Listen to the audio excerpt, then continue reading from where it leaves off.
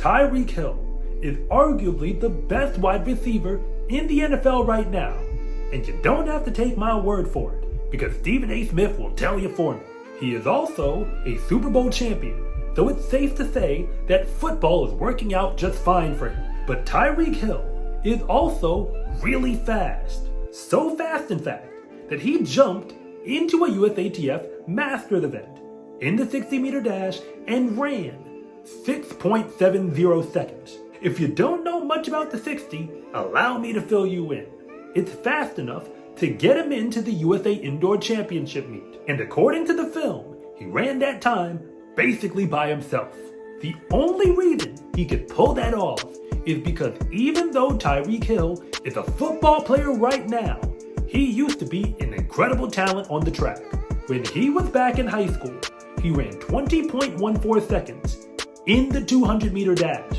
That performance made him the fastest boy sprinter in that event since the 1980s. I am 100% serious. Back then, Tyreek Hill was one of the greatest emerging threats to eventually dethrone Usain Bolt himself. The truth is that Tyreek Hill was a track and field phenom who was literally on track to dominate the world. But we never got to witness what he was truly capable of. Not just because he quit track and field, but for the simple fact that his attention was never 100% on the sport to begin with. And he's proof that the sport of football itself is perhaps the greatest threat to America's sprinting dominance, which has to make you wonder, what could he have done if he actually tried his best for a while? And if anything that I say actually connects with you, it is always greatly appreciated if you would please like and subscribe. But if I don't, just let me know in the comment section, because I try to read them all. Before I go any further, I want you to know that I'm not making any of this up, because losing Tyreek Hill from the sport of track and field is only the most high-profile name that you might recognize. When I started to check up on some of the top track and field recruits for the class of 2023, when I was looking at NCAA rosters, I quickly found out some of the top boys weren't showing up. That's because Dejon Stanley and Eric Singleton would have been two of the top sprint recruits in the 200 and 400 for this season. But both of them are football players who chose not to compete at all in track and field when they got to college. Dejon went to Utah, which doesn't even have a men's track team, so he can't change his mind, even if he wanted to, without entering the transfer portal. But Eric plays for Georgia Tech, which does have a track team.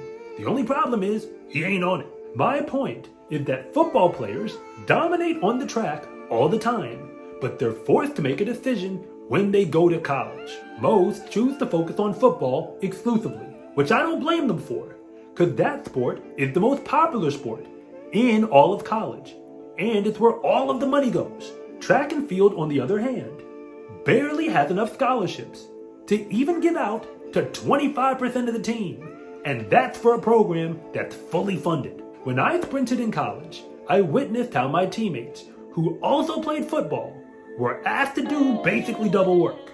There was no working agreement between the football coach and the track coach.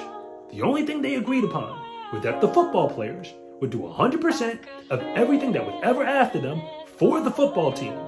And if they wanted to, they could run track on top of it. That's not much of an arrangement, and it's easy to see why most of them didn't even bother. Tyreek Hill wasn't in that group. He actually tried to do both. Pretty well, might I add. But he couldn't prove his full value in either sport until he finally made a decision. At the high school level, he dominated the state of Georgia, running 10.32 seconds in the 100-meter dash, but 20.14 seconds in the 200. As a senior, he was a double state champion in both, obviously, and started his college career actually at the junior college level. Of course, he played football there, but he was also a star on the track. At the JUCO National Meet, he finished second overall in the 100-meter dash to Andre DeGrasse. For the record, DeGrasse became a double NCAA champion the immediate year after, and today he is an Olympic gold medalist. We know Tyreek Hill was on track to be a world-level talent, because he was already competing with them. And I honestly don't believe he was even trying that hard, because football was demanding the majority of his attention. He transferred from there to Oklahoma State, where we would see the last of him on the track, at least officially. He only ran one indoor season in the NCAA, where he won the Big 12 championship indoors in the 200. He actually finished second in the 60, but it was just a setup for the NCAAs anyway, because he went 5th overall in the NCAA indoor championship meet for the 200. That performance was honestly an underachievement, but he still beat Aaron Brown in that meet, who today is a world championship gold medalist in the relays. Unless you're counting that 60-meter dash that Tyreek ran by himself, he's basically been ghost on the track, which for the record, I'm not counting, because Tyreek Hill doesn't even belong in that race, and everybody else who was there figured it out.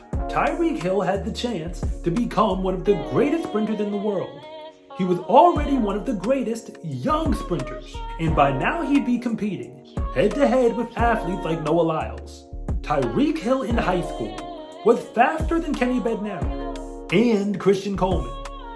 One is an Olympic silver medalist in the 200-meter dash, and the other is a world champion in the 100-meter dash, who, for the record, is one of the few men in the world to actually beat Usain Bolt. That's pretty good company for a man who has only ever run track and field while working it around his football schedule. On the other hand, we have seen what can happen when a truly special talent puts down football to focus 100% on the track.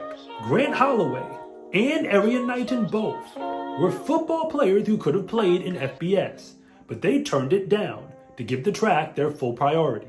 And they are both already some of the best track athletes the world has ever seen.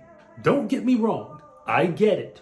Tyreek Hill probably made the right decision. He's an NFL player who's had more success than probably anyone could have imagined, and his superior speed is a very large part of that. But there is a big difference between being one of the best at what you do right now and going down as one of the greatest of all time.